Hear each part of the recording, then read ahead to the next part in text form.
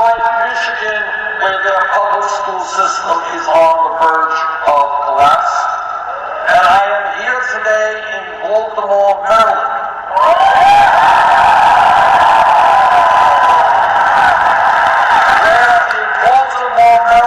in the richest country in the history of the world, 1 out of every 4 people lives in poverty. Where 80% of the children in Baltimore's public school system are poor enough to qualify for free or reduced price school lunch.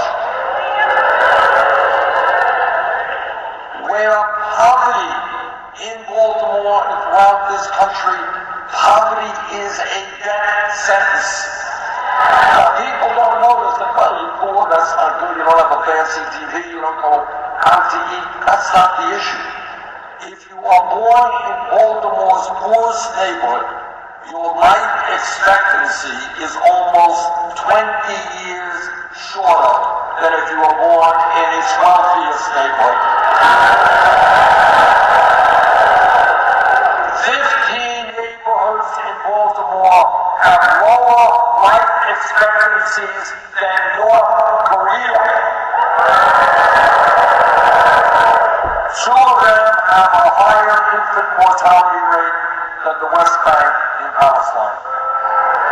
Baltimore teenagers between the ages of 15 and 19 face poorer health conditions and a worse economic outlook than those in distressed cities in Nigeria, India, China, and South Africa. We are talking about the United States of America in the year 2016, in a country in which the top 0.1% now owns almost as much wealth as the bottom 90%.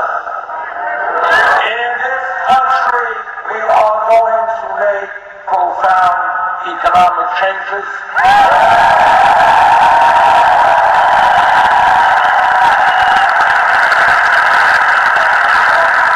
The people on top will not continue to accumulate billions of dollars in personal wealth, while children in Baltimore and inner cities throughout this country go hungry, have inadequate health care, inadequate education.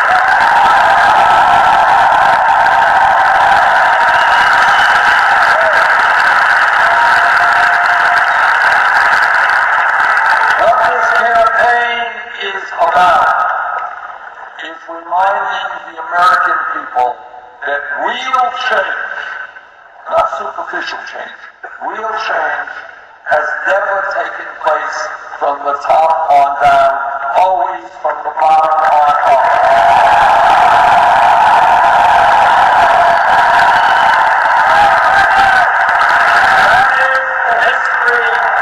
That is the history of America.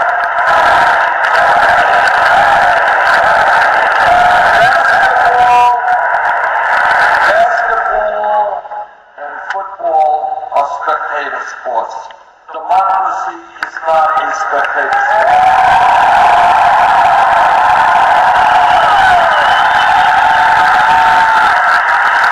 Now, the establishment and the system don't want you to know this, but all of you are enormously powerful people if you choose to exercise.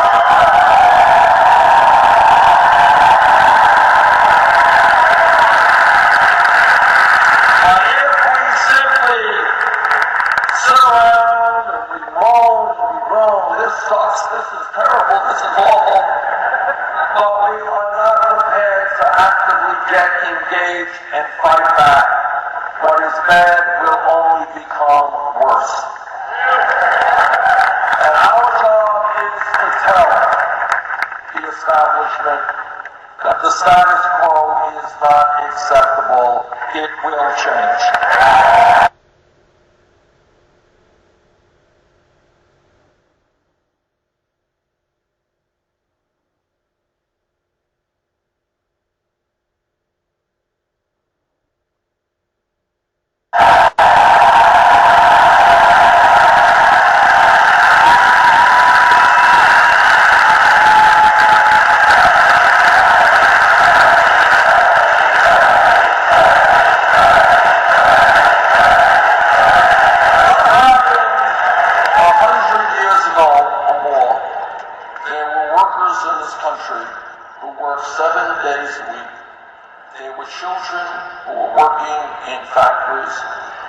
there were people who had no say on the job at all. They could be fired like that.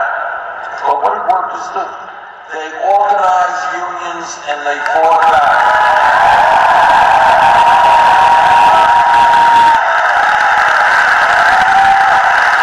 They did not accept the oppression that was pushed on them. They fought back. 200 years ago, in the midst of the abomination of slavery, African Americans and their allies stood up, and how many of them died, went to jail, were beaten? We don't know. Names we will never know. But they stood up, and over the years, millions of people stood up and said that America will not be a nation of racism and segregation and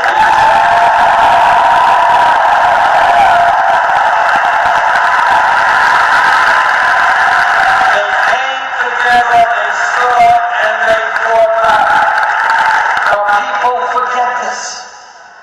100 years ago, less than 100 years ago, women in America did not have the right to vote. They could not go, they get the education they wanted. They couldn't do the work they wanted to do. That was less than 100 years ago. But women stood up, they went on hunger strikes. They went to jail.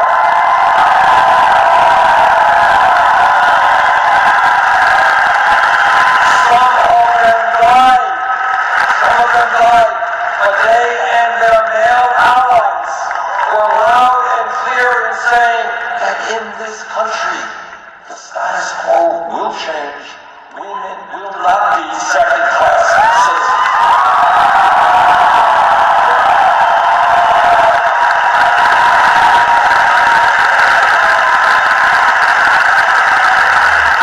Forever, the LGBT community has suffered prejudice and hatred and abuse. And over the decades, against incredible hostility, people, gay community and their straight allies stood up and said, you know what? People should have the right to love each other regardless of the gender.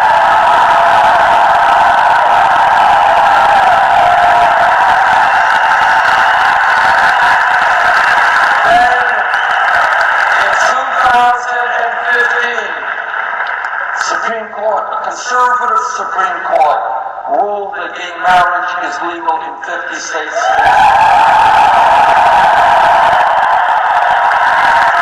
That decision did not come because 5 members of the Supreme Court thought it was a great idea. It came because millions of people said, now is the time.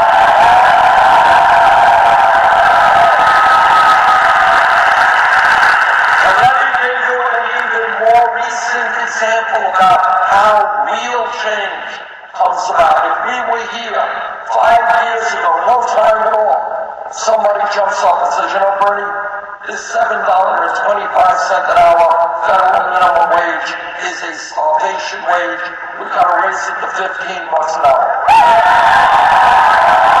Now, the person next to the person who said that would have looked at him and said, you know what? You are nuts. Think about this. You want to raise the federal minimum wage to $15 an hour. You want more than double the federal minimum wage? You're crazy. Maybe you get $8, $9 an hour. Who knows? Maybe $10. $15, you're dreaming. You're too radical. Can't be done. But what happened? Workers in the fast food industry, in McDonald's and Burger King and Wendy's, they ran out on strike. They fought back.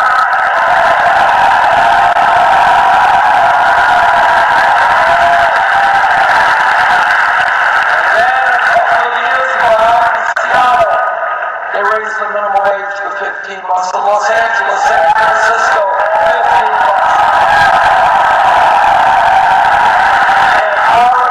California, New York State, $15. And if I have anything to say about it, there will be a $15 an hour minimum wage in every state.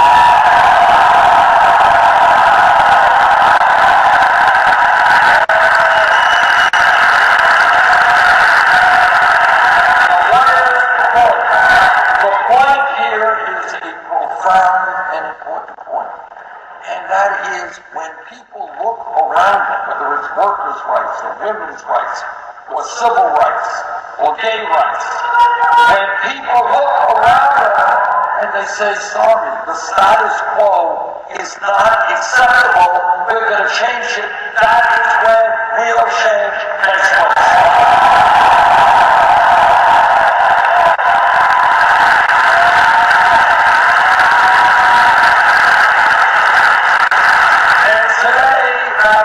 Exactly what is happening all over this country. And those are some of the issues that divide Secretary Clinton from this campaign.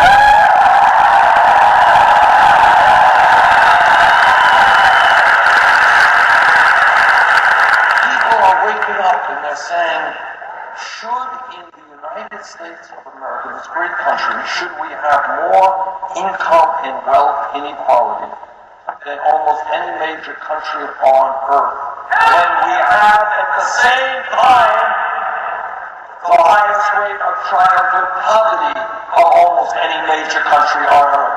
And people are saying that is not what America is supposed to be about.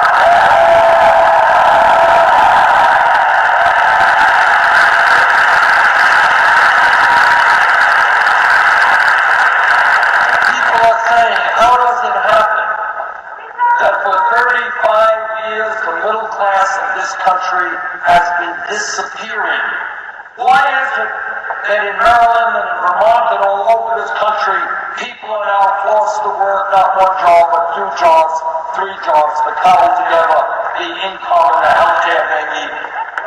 Why is it that 40 or 50 years ago, one breadwinner could bring in enough money to take care of the whole family? Well, today, you got mom out working, you got dad out working, you got the kids out working, and people are falling further and further into debt. And that is why we are going to create an economy that works for the children, that works for our seniors, that works for working people, not just the poor.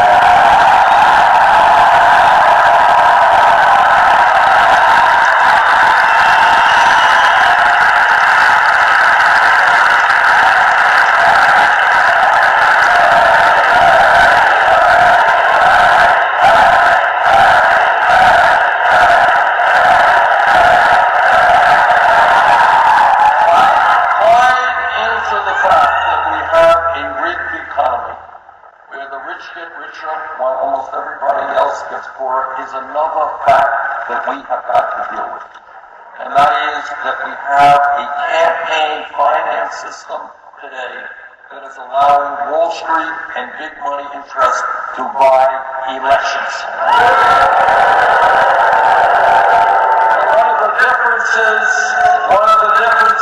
between Secretary Clinton and myself, and it's a profound difference, is how we have chosen to raise money for our campaign.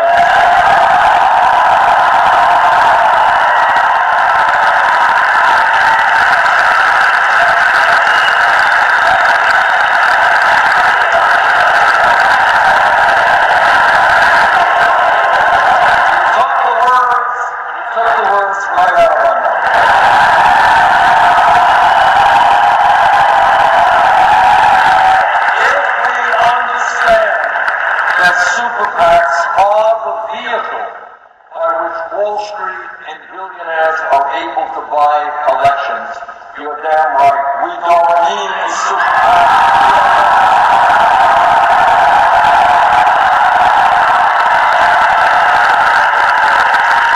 And what has been an extraordinary development in this campaign, something frankly I never dreamed could have happened, is that we have received over 7 million individual campaign contributions.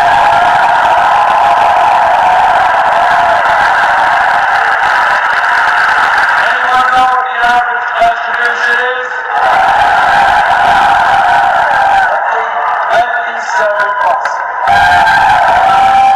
That in itself is a political revolution.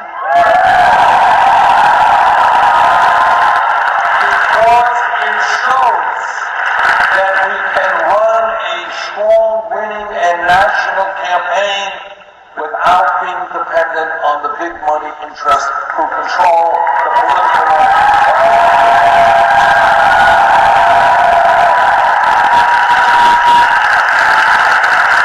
Secretary Clinton has chosen another approach. She has a number of super PACs, including one that in the last filing period reported raising $25 million from special interests, including $15 million from Wall Street. Secretary Clinton has also given a number of speeches behind closed doors to Wall Street financial institutions.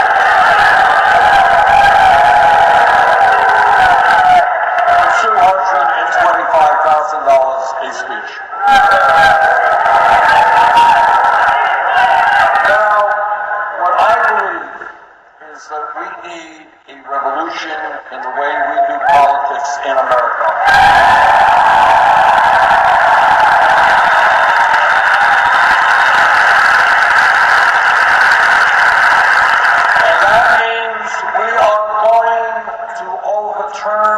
This disastrous Citizens United.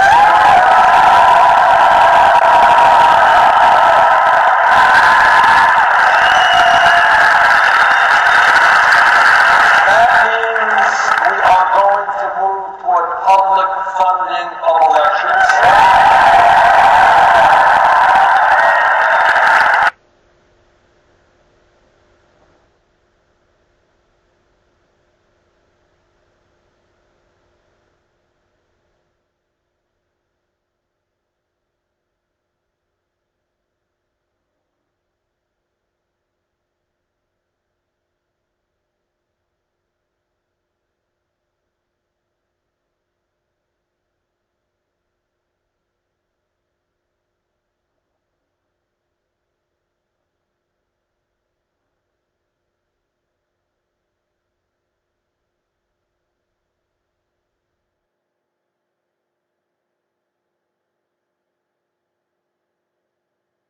You're an American citizen, you're registered to vote, end of discussion.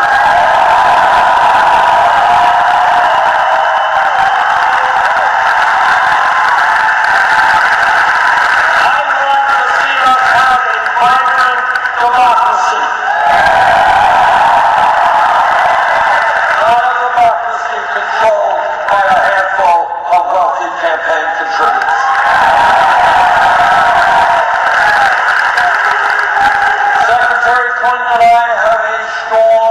Of opinion regarding foreign policy. The most important foreign policy debate in the modern history of this country took place in 2002 over the war in Iraq. I listened very carefully to what President Bush, Dick Cheney, and the others had to say. I did not believe them. I helped lead the opposition.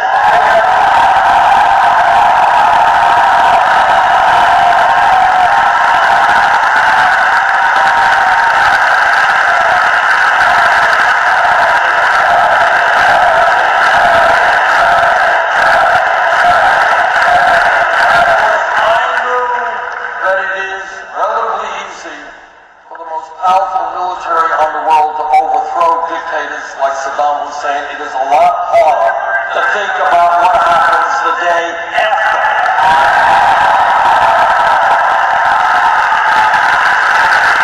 Secretary Clinton heard the same evidence that I did.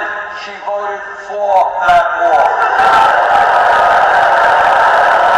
As Secretary of State, she initiated and helped lead the effort to overthrow the government of Libya, which brought mass instability to that region.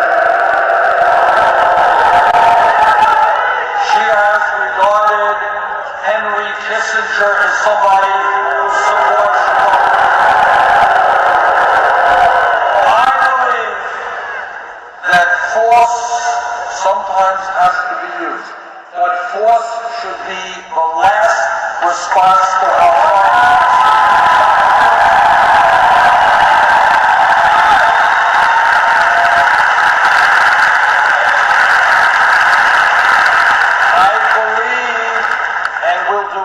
everything in my power to make sure that our brave men and women in the U.S. military do not get bogged down in perpetual warfare in the Middle East.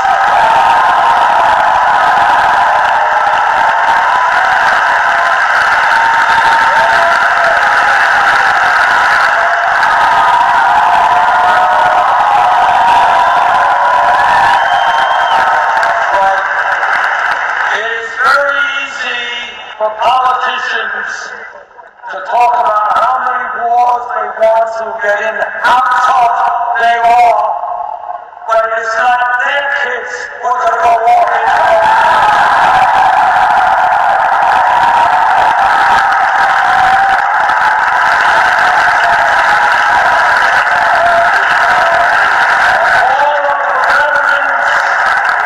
All of the men and women who have served in our military, our veterans who are here today, we say thank you.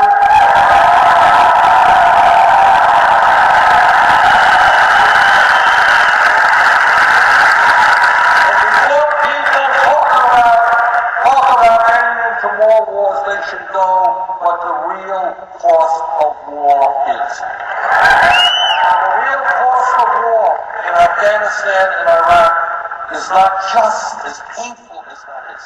The loss of 7,000, almost 7,000 brave men and women. It is of many hundreds of thousands who came back without legs, without arms, without eyesight, without hearing. It is for hundreds of thousands who came back with post-traumatic stress disorder, post-traumatic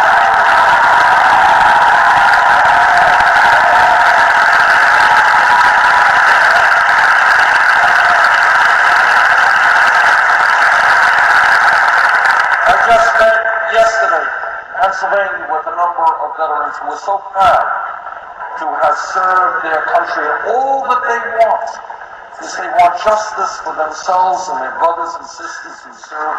They want to make sure that all of our veterans get the health care and the benefits.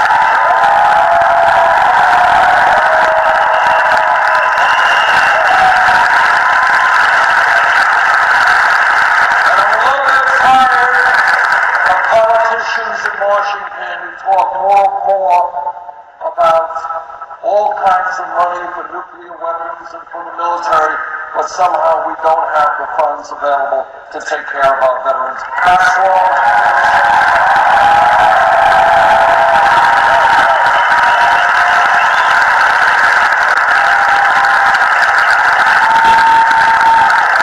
When we talk about why it is that the middle class is in decline, while millions of people work for inadequate wages, it has a lot to do with an issue that is not a sexy issue, but is an important issue, and that is our disaster trade policies.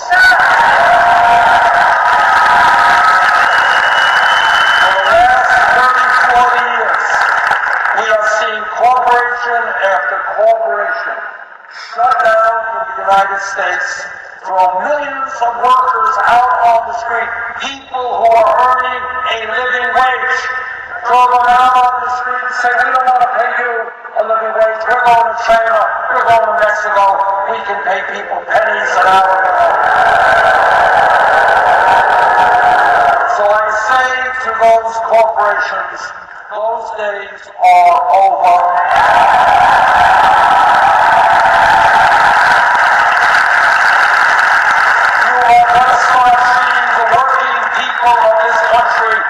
Respect the people who grew your businesses.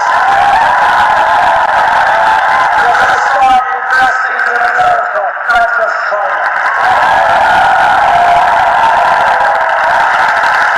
This is an area where Secretary Clinton and I have a profound difference of opinion. I oppose every one of these disastrous trade agreements. I support almost everything.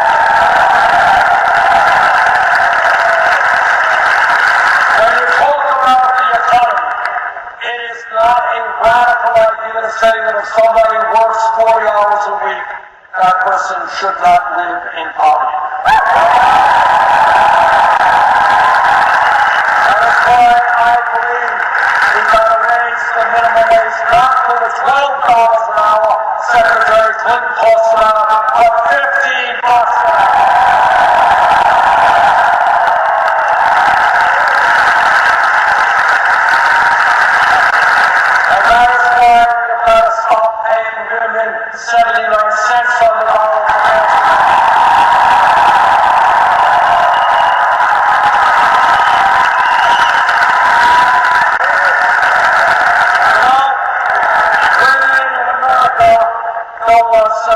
cents on the dollar. They want the whole damn dollar in their life.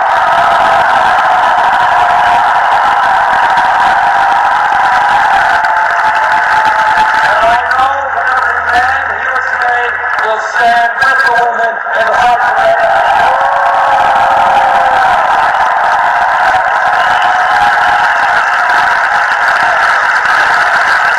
What this campaign is about is taking on some of the most powerful, insidious forces in our country today.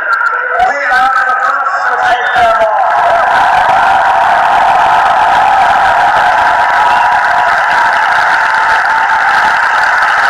We understand that the scientific community is virtually unanimous in telling us climate change is real.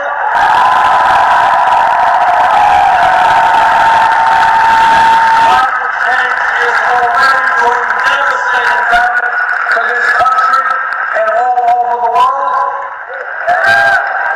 And whether the fossil fuel industry likes it or not, their short-term profits are not more important than the future of this planet.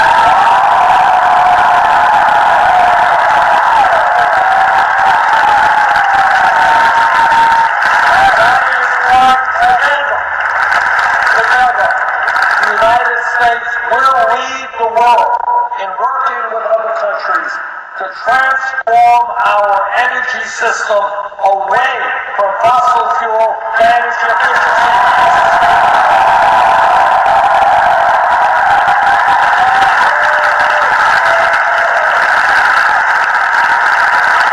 We can build a world-class transportation system and bring our dependence on automobiles and trucks.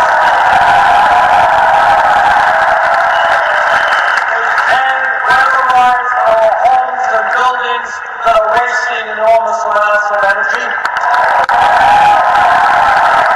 And we can move aggressively to wind, solar, geothermal, and other sustainable technologies.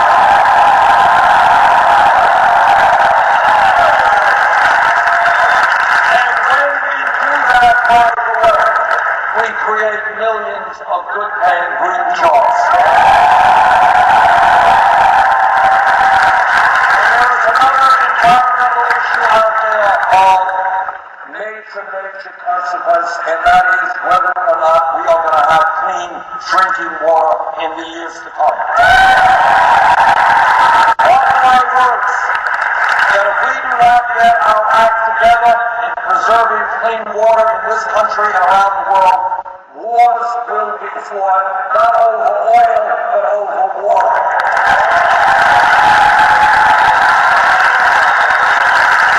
That is why I strongly believe we are about to phase out fracking in this country.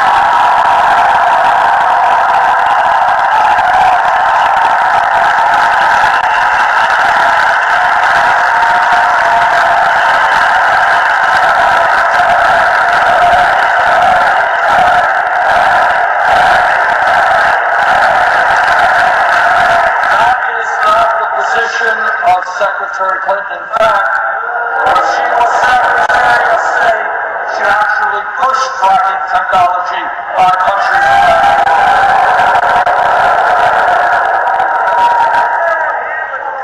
Right now, and what this campaign is about is to understand that you and you and you and all of us, we have got to determine reality, not the corporate media. If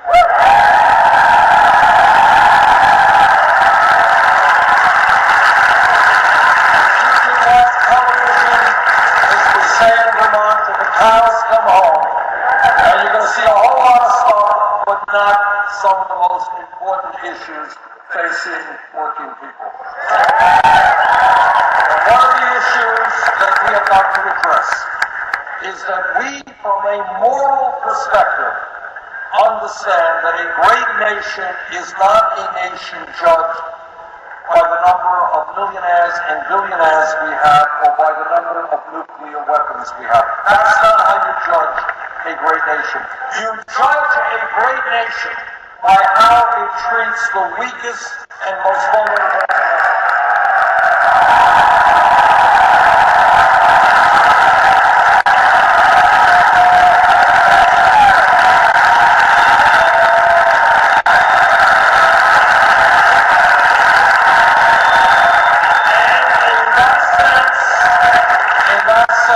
We are failing the moral test.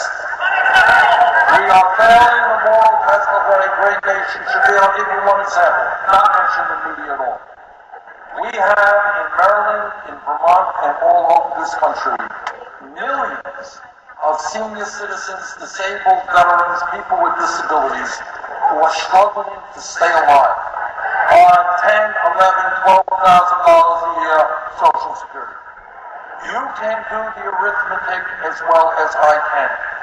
You cannot pay for your housing, pay for your medicine, pay for your health insurance, pay for putting gas in the car, pay for your basic necessities of $10,000, $11,000 a year Social Security. Can't be done. It cannot be done. And yet we ignore those people. We push them aside. They're living today in apartments here in Baltimore or in Burlington, Vermont. Nobody pays them any mind, and yet they are hurting. They are the people who raised us. They are the people who built this country.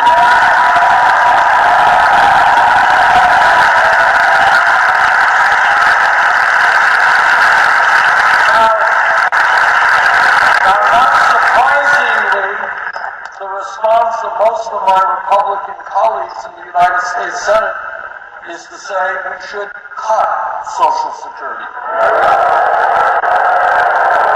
Well, I've got some bad news for those Republicans. We're not going to cut Social Security. We're going to expand Social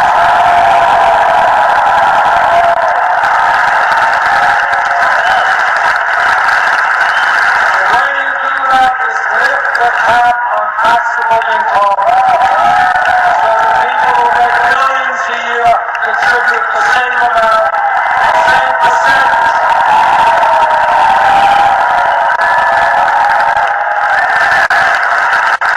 Over and over again in this campaign, I've asked Secretary Clinton, come on board our legislation. Lift the cap starting at $250 and above. We can extend Social Security for 58 years, expand benefits for seniors trying to get by on less than $16,000 a year.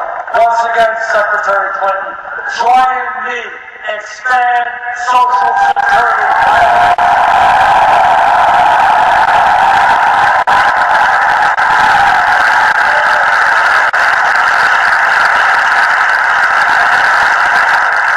Another issue out there, and that is the issue of Wall Street and its power and its greed and its recklessness and its illegal behavior. All right, let's deal with reality, not a pleasant reality, not the reality you're going to see in corporate media. But Wall Street is the most powerful political and economic entity in this country, and to a significant degree, it is based on fraudulent behavior. Not a pleasant reality, but it's a reality that we have to deal with. A couple of weeks ago, Goldman Sachs, one of the major Wall Street financial institutions, reached an agreement with the federal government for $5 billion because they were selling worthless packages of subprime mortgage loans. Now, this is not some person out on the street hustling something. These are the most powerful financial institutions in the world engaged in fraudulent activity. I know why the American people are angry. They are angry because some kid in Maryland gets picked up today for possession of marijuana. That kid gets a criminal record for his whole life.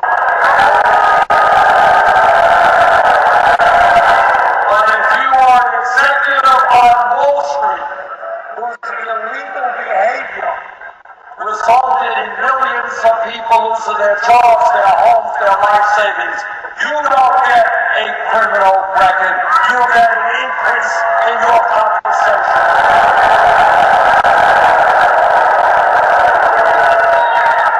We are going to bring justice back to a broken criminal justice.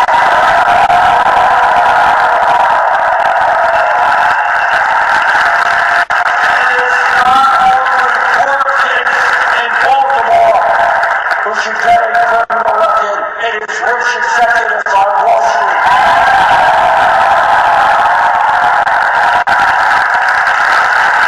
And by the way, just in passing, we bailed out Wall Street 2009 because many of the large banks were too big to fail. Well, it turns out today, 3 out of the 4 largest are bigger than they were when we bailed them out. We want a financial system, a banking system that works for small business, for medium-sized business, for consumers. We have got to break up the major banks.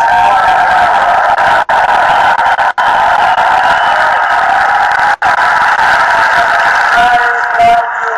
That is not Secretary Clinton's view.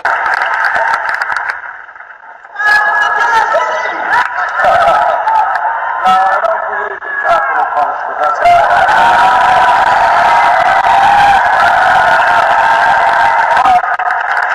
But this is what I believe. I believe that we have got to take a very, very hard look at a broken criminal justice system. Well, what does that mean? What does that mean? It means taking a deep breath. It means asking ourselves, how does it happen that in the richest country in the history of the world, we have 2.2 million people in jail? 2.2 million. We are spending $80 billion a year locking up millions of Americans. Our job, first of all, is to ask, why is that? And I'll tell you one of the answers. One of the answers is that here in Baltimore and all over this country, we are 40-50% of our young kids who are unemployed with no hope for the future. So let me be very clear. If elected president, I intend to invest in education and jobs.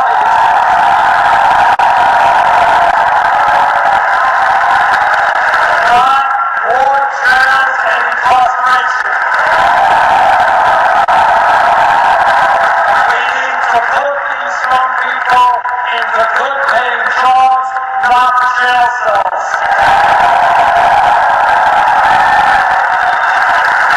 We need to take a hard look at police departments all over this country.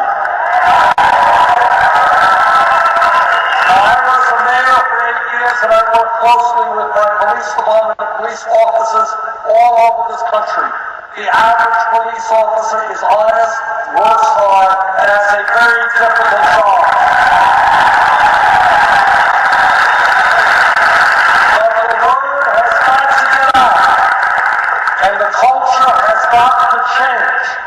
And that is that like any other public official, if a police officer breaks the law, that officer must be held accountable.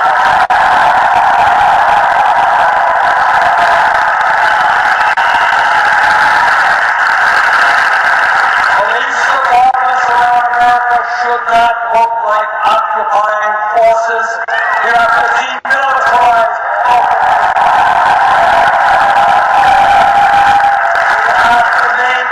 police departments reflect the diversity of the communities they serve.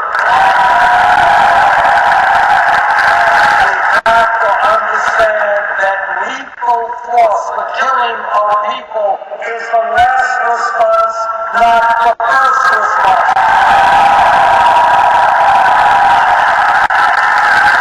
We have got to end private corporate ownership of jails and detention centers. We need to rethink the so-called war on drugs.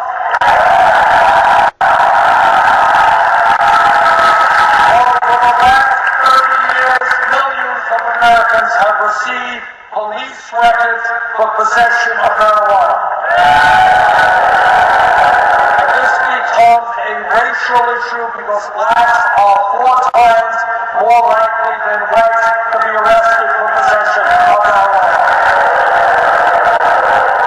Right now, the Federal Controlled Substance Act lists marijuana as a Schedule I drug, the highest level. And if elected president, we're going to take marijuana out of the federal control.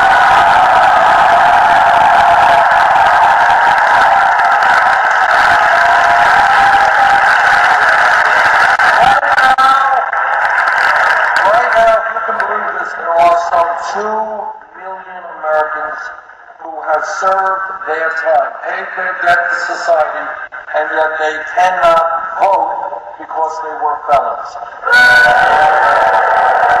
I believe that when people pay their debt to society, they should have their democratic rights brought back to them.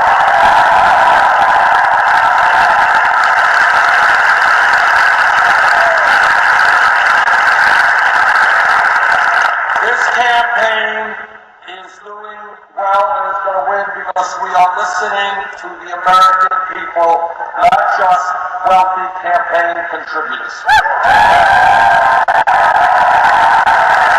We are listening to young people. What young people are asking is, why does it happen? Despite a huge increase in productivity and technology, why is the young generation today, unless we turn this around, likely to have for the first time in the modern history of America a lower standard of living than their parents?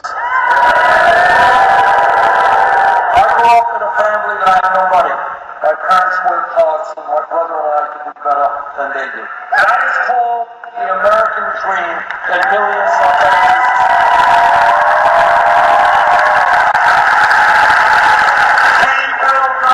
Allow that beautiful American dream to die for this generation.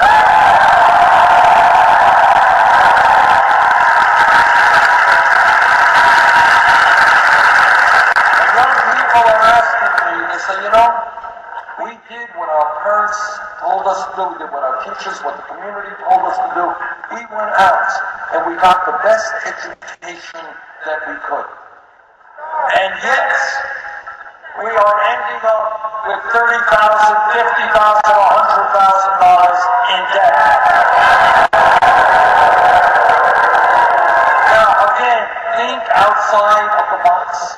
Think outside of the status quo. Every person here knows that getting an education and learning is inherent in who we are as human beings, something we should be doing till the last day of our life.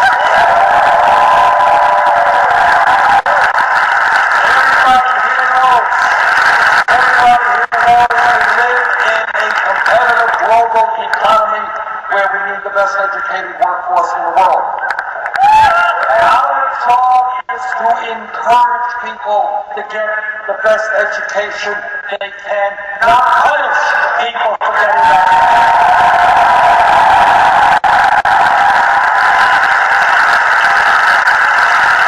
50 years ago, if you had a high school degree, likelihood is you're going to go out and get a decent middle-class job.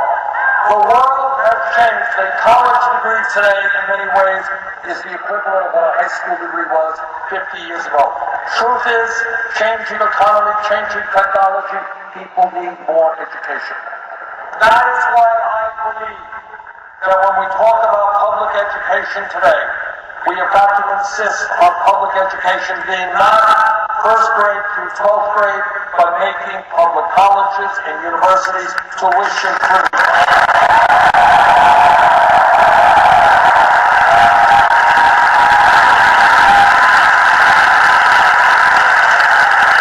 Secondly, how many people here are dealing with student debt?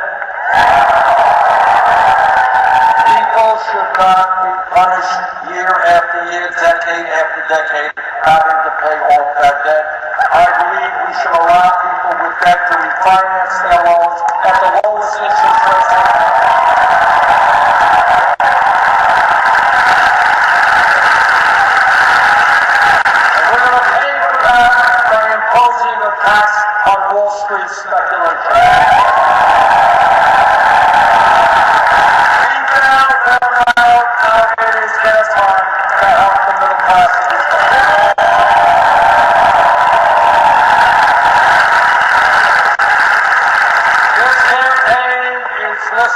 to the African American community. They are asking a very simple but profound question. How do we always seem to have trillions of dollars for a war in Iraq or elsewhere, but we don't apparently have the money to rebuild inner cities in America?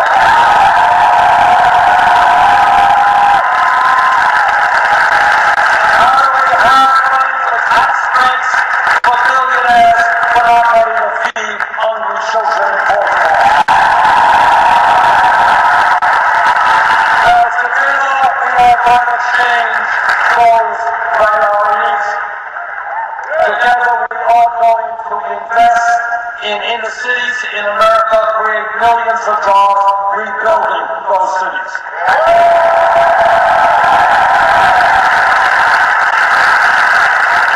This campaign is listening to the Latino community. There are 11 million undocumented people in this country. Many of them are being exploited every day because when you don't have any legal rights, your employer can cheat you and rob you. The Latino community wants, and I want, comprehensive immigration reform and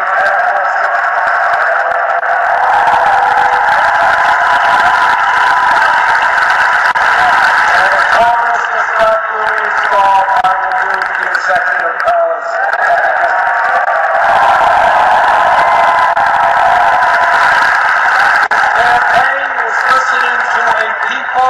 Who are in deep pain, but whose pain is not being heard, and that is the Native American.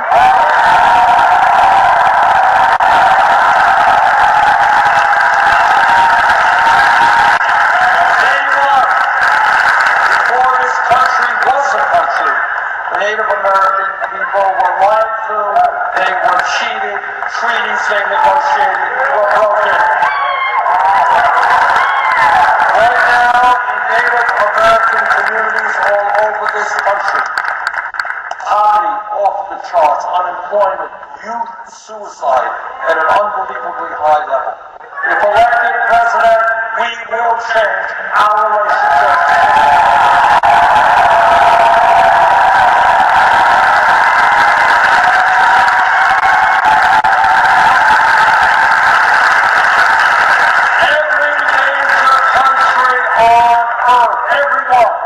The UK, France, Germany, Holland, Italy, Scandinavia. I live 50 miles away from Canada. Every major country on earth guarantees health care for all people as a right.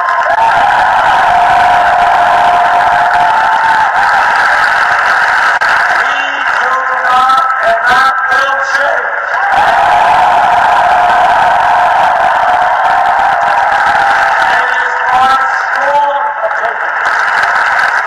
My strong opinion that health care is a right of all people, not a privilege.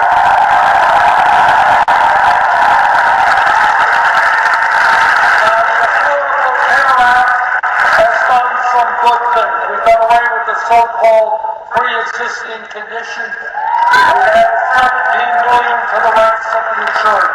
But still today, 29 million people no health insurance, many of you underinsured with high deductibles and high copays.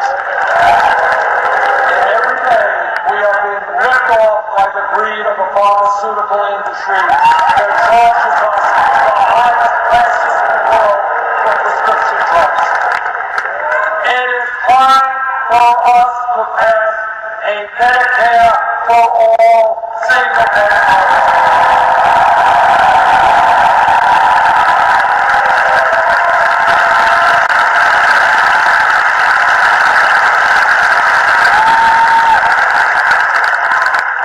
Tuesday, there is going to be a very important primary here in Maryland.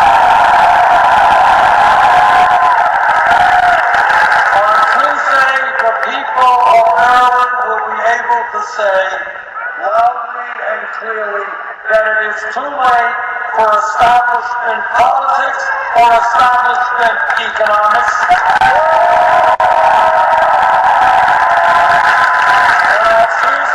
The people of Maryland can say it is time for a political revolution.